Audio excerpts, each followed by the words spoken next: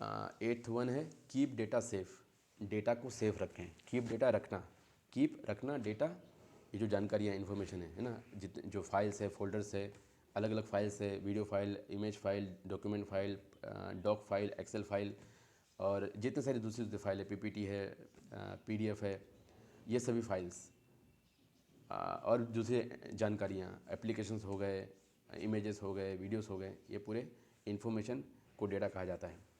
Keep data safe, अपने जानकारी को सेव रखें, अपने डेटा को सेफ रखें।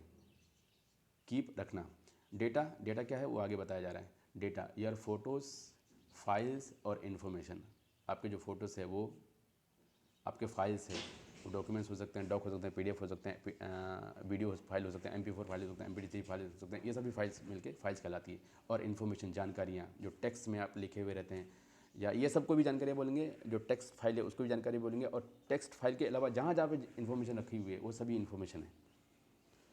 Save copies of your data backups, है ना, अपने जो आपका जो ओरिजिनल चीज़ें हैं, आपका जो ओरिजिनल डेटा है उसके कॉपी बना के रखें, बैकअप्स करके रखें कहीं और। Do not share private information online, आपका जो निजी जानकारियाँ हैं उसको ऑनलाइन शेयर ना करें, कहीं पे ना दें, किसी जगह पे ना रखें अपनी निजी जानकारियों को।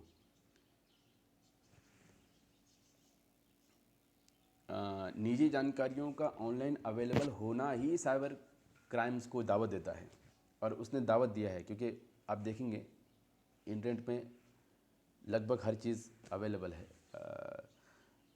इन्फॉर्मेशन, हर तरह की इन्फॉर्मेशन अवेलेबल है। यहाँ आज लोगों को देखना पड़ रहा है कि मैंने कौन कौन सी इन्फॉर्मेशन ऑनलाइन दे चुका हूँ, उनको डिलीट मारना है, हटाना है, समाप्त करना है, वो कैसे करूँ। ये आप अब से 10-15 साल पहले ही चालू हो जाना चाहिए था, यानी कि 10-15 नहीं बल्कि जब से कंप्यूटर आया तब से चालू होना चाहिए था कि हम इंटरनेट पे या दूसरे कंप्यूटर्स पे, नेटवर्क पे हम लोग क्या रखेंगे क्या नहीं रखेंगे, इसके ऊपर पॉलिसी बननी चाहिए थी। लेकिन देखिए उसके बाद 9th वाला है cloud safety. Cloud cloud cloud safety, cloud की सेफ्टी का लें, क्लाउड को सेफ रखें या क्लाउड की सेफ्टी को इस्तेमाल करें। Cloud safety, cloud online storage, online storage जमा करना, ऑनलाइन जमा करते हैं जो हम लोग है रखते हैं, रखना, जमा करना, जो हम लोग ऑफलाइन रखते हैं फाइल्स, हमारे जो डॉक्यूमेंट्स हो गए, पीडीएफ हो गए, इमेजेस हो गए, वीडियोस हो गए, ये जो हम लोग ऑनलाइन ऑफलाइन रखते हैं उसको ऑनलाइन के लिए बोला जा रहा है।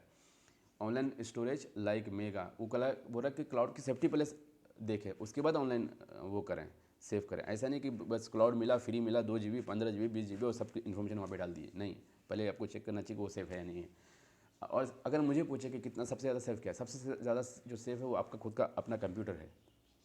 आपके अपने कंप्यूटर का हार्ड डिस्क और अपने कंप्यूटर का मोबाइल फ़ोन का वो जो स्पेस है वो ज़्यादा सेफ़ है, बजाय इसके कि आप यहाँ सोचें और इंटरनेट पे सोचें या कोई जगह सोचें। वो सेव उस वक्त तक है जब तक आपको जानकारी है कि उन चीज़ों को सेफ़ ऑफलाइन कैसे रखा जा सके, दूसरी चीज़ों का इस्तेमाल ना किया जा सके जो हमें हमारे उस सेफ्टी को कॉम्प्रोमाइज़ करेगा, जो सेफ्टी के ऊपर मुसीबत लेके आएगा। तो चलिए हम लोग क्लाउड का भी इस्तेमाल करते हैं क्योंकि हमको उन डेटा को अलग अलग जगह से भी इस्तेमाल करना पड़ता है। हमारे मोबाइल के अंदर, हमारे फ़ोन के अंदर, हमारे डेस्कटॉप के अंदर, हमारे लैपटॉप के अंदर जो जानकारी हैं उनको हम लोग को रिमोटली किसी और कंप्यूटर में से भी लेना पड़ता है, लेने की ज़रूरत पड़ती है, इसलिए क्लाउड वगैरह इम्प्लीमेंट हुआ है। तो ऑनलाइन स्टोरेज, ऑनलाइन रखने वाली जगह लाइक मेगा, प्रोटोन ड्राइव या गूगल ड्राइव भी इस्तेमाल करते हैं बहुत सारे लोग, इनको कहते हैं। यूज़ स्ट्रॉन्ग पासवर्ड, इनके लिए स्ट्रॉन्ग पासवर्ड इस्तेमाल करें। Use 2 steps to log in, 2 steps को या मल्टी फैक्टर ऑथेंटिकेशन को इस्तेमाल करें लॉगिन करने के लिए। 2 स्टेप्स, सिर्फ हम लोग एक पासवर्ड देते हैं वो एक स्टेप हुआ। यूज़ 2 स्टेप, इस्तेमाल करें 2 स्टेप्स का, 2 तरीके का।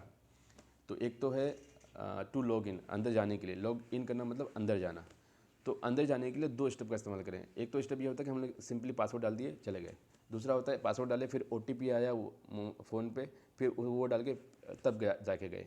और भी मल्टीपल फैक्टर्स होते हैं, वो आप ऑथेंटिकेटर का इस्तेमाल कर सकते हैं।